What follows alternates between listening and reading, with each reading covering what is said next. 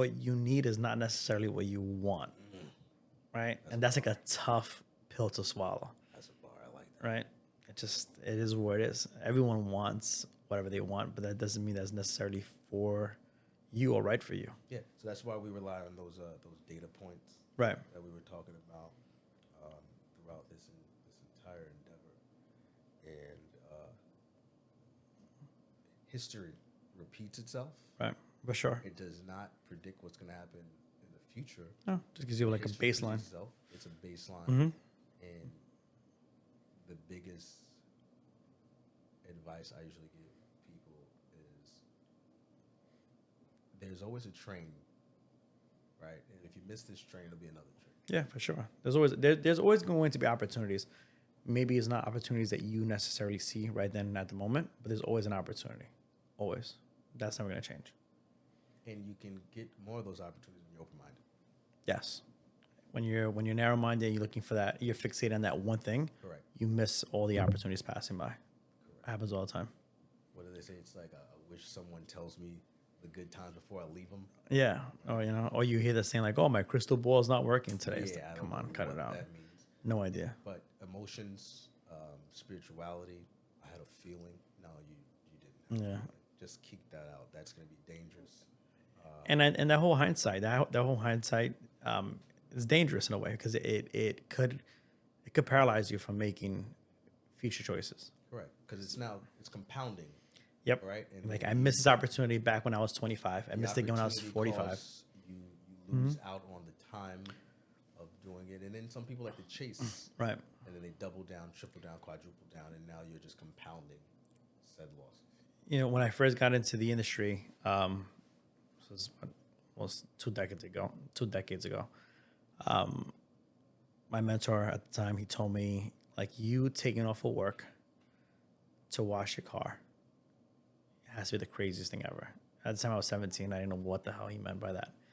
He's like, let's say if I'm paying you $100 a day to work and it costs you $20 to wash your car. He's like, if you go and you take off of work to save $20, you technically lost 80. Correct. And I never thought of it. It's so simple. Never thought about it. When I tell clients this or people looking for information, like it just like that light bulb goes off. That switch, like, oh, okay. So that's what I'm doing. I'm trying to do everything myself. In the short term, I feel like I'm gaining, but in the long run, Correct. I'm losing so much. So that's the part of the accountability, the math. People like to call it taking inventory. Right. It's important. You got to track it. And if you don't track it, then they say just because you're spinning around in circles and you feel like you're moving, you're not going anywhere. I hate spinning rides. Got it. Did you say you hate spinning? Yeah, for sure. There's no reason for them to exist. But go ahead. So sure, you're moving, yes, Right. technically, but you're not going anywhere. Right. That's You're not going in the right direction. Correct. You're standing in place. It feels like you're working. Sure. So that term "busy" is very, very oversaturated. Right. What's busy? I don't have time to do this. I don't have time to do that. You can make time, right? Have you noticed people that don't necessarily have the most are always the busiest? Correct. Correct. And why do you feel is that from your experience? You think it's more like they want to I think just appear that important? productivity.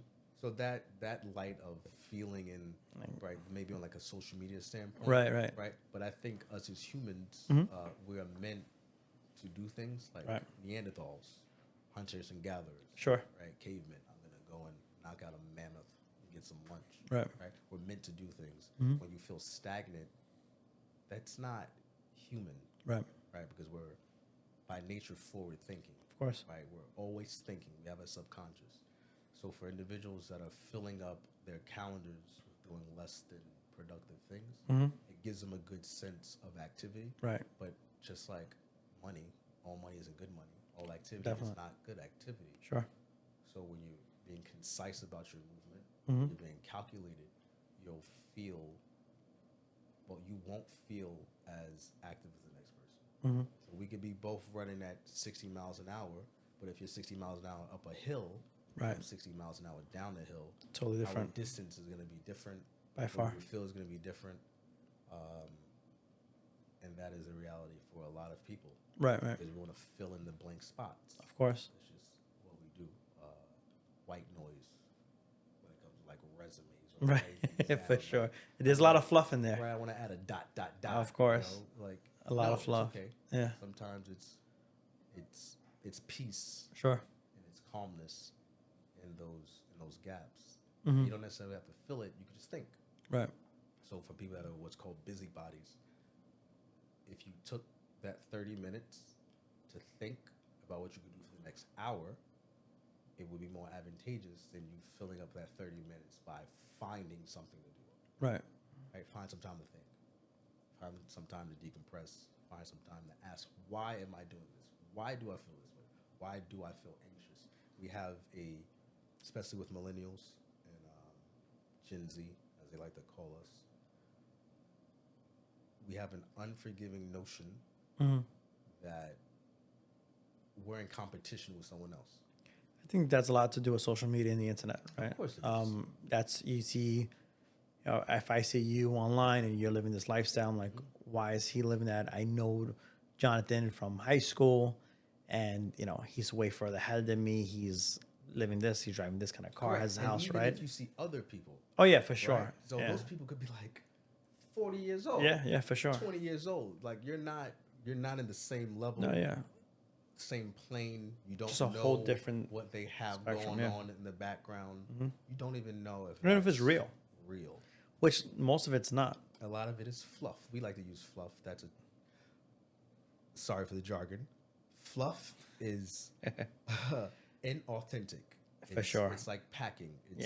It's just adding a whole bunch of stuff that's not necessary. Stuffing inside of a teddy bear. Absolutely. Right. It was already squishy, but we gotta make it a little bit more comfortable. Make it seem, more than what it is. For sure. Hey, Jimmy, she owe me a soda. And that fluff is a real thing, and it weighs down on our generation, and it's unfortunate because now you're having unrealistic expectations based upon an outside factor. Yeah, I mean, look at it online, right? I mean, you have you see all the platforms out there, like we made X amount of dollars in one day. I bought this and I'm making X amount of dollars. Comes to find out that they don't even own it. That's not what it is. Right. And then people will set those expectations, and I think that's what helps them. It doesn't help them. That's what creates that like insecurity, where they're not kind of like hiding, right? They start spending more, living above their means. What's that saying? To keep up with the Joneses? Correct. Does it say? Same thing. So if you have that self-talk, right? If you have that realization, you talk in the mirror, and you're setting your own goals, the outside pressures will be less on you. Right.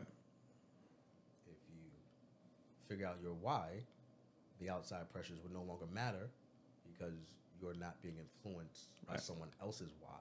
Yeah. Or how they want you to feel. Sure. It's more so yourself. That makes sense. This is conducive. I like this. This is like product placement. Hey guys, if you want to learn to be fiscally focused, click the link below and follow us.